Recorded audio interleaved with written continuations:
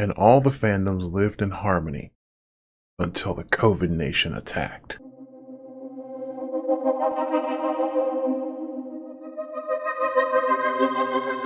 So how goes it, folks? Jolly Yellow talking to you.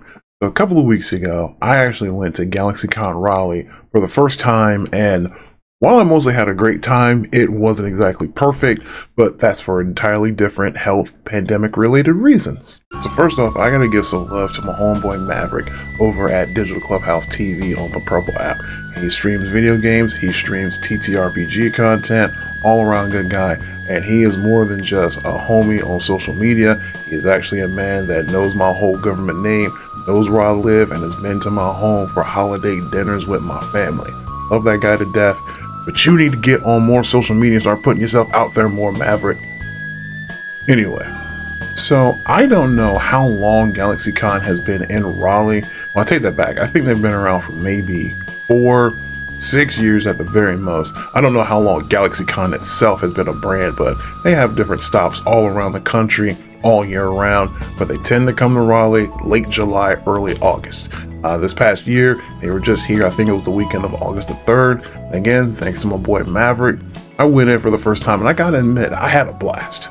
So not only did I get to see a couple of old friends that I actually haven't seen in person in probably a good 4 or 5 years, got to make some new friends and meet some new people. So again, with Maverick, he actually was there to meet up with a couple of his friends, some that he had met online a couple of years ago. They've talked online before, and they finally got to meet in person at this GalaxyCon in Raleigh, and they had a great time. The friends of Maverick in question were Ethan and Lauren of Thousand Faces Cosplay. This is a picture. They have, built up a lot of notoriety as cosplayers specifically for Borderlands, but they cosplay lots of other different properties and ideas. Not only that, but Ethan is also a highly skilled DM for various TTRPGs. I mostly got to see him actually at work in Dungeons and Dragons, for at GalaxyCon, he did a celebrity D&D session with a couple of people that I didn't even realize who they were until after the session. But if you've been to a major con before, you know the feeling. There'll be massive crowds, cosplayers all over the place. There's going to be events, there's going to be celebrities, there's going to be signing. We have massive dealer room, lots of merchandise, and just sheer chaos, but there's going to be so much fun in that chaos. And I have to say, this is the first time I've been to a large convention since Pensacola 2019. And I learned that I am no longer con fit or in con shape, not only physically because the walking around destroyed my back, but I also did not prepare properly. I didn't bring a drink, I didn't have snacks, I didn't have my messenger bag that I used to carry years ago. When it comes to cons, I was just totally out of my element.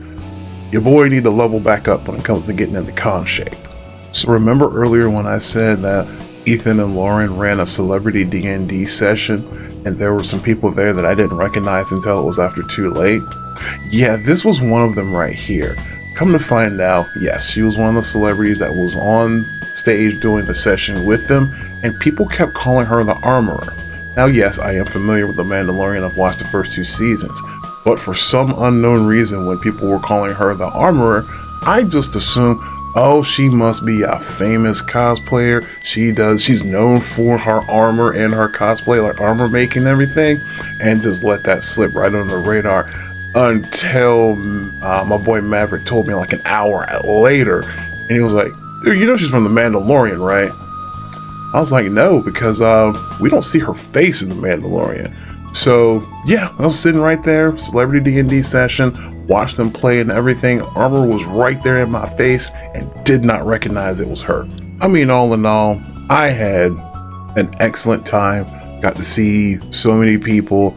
I was there just mostly for the experience. I think I may have gotten like 3 or 4 cosplay photos from people, around the entire time. I was only there for Saturday of the convention. I wasn't there all 4 days. Again, had a blast. I just drank in the experience.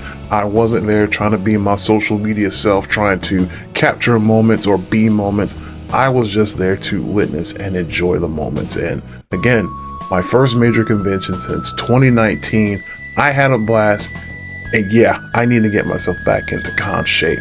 But anyway, as I've already said about what happened afterwards, unfortunately, I did contract COVID going to this con, but I'm not going to try and blame the con for that. I should have had a mask on. I didn't. And it did cost me another con down the line, but that's another post for later. Again, GalaxyCon Raleigh, had a blast, had a good time. You might want to check it out for next year. That's the date right there. It's going to be July 24th through 27th, 2025. You folks have a good day. Jolly LOL.